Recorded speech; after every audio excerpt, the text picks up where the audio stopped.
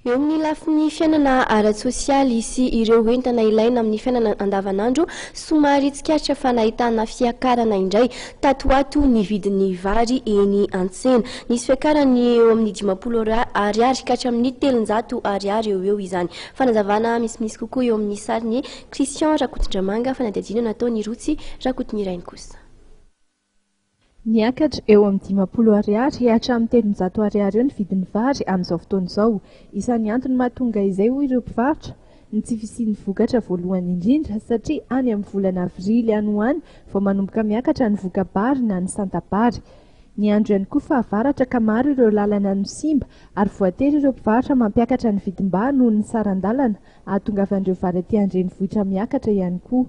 Raha 310 ariary ny kilaon'ny vary teo aloha dia lasa 510 ariary izany amin'izao fotoana izao. Solitra kely izao. Inona izao nisy fisolitana? Ny vary gasy. Solitra ohatriny eo?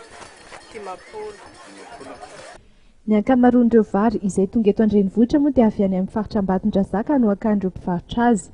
Nambaran'ireo mpivarotra fa mbola ao anatin'ny fotoana tsy isian'ny vokabary ihany koa isika amin'izao ary amin'ireny fotoana ireny dia tsy maintsy miakatra ny vidin'ny vary. Ankoatrin'ny vary moa dia nahita-piakarana ihany koa ny vidin'ny voamaina raha 510 ariary ny kilao ny herinandro lasa izay dia niakatra ho 3 ariary izany amin'izao fotoana izao.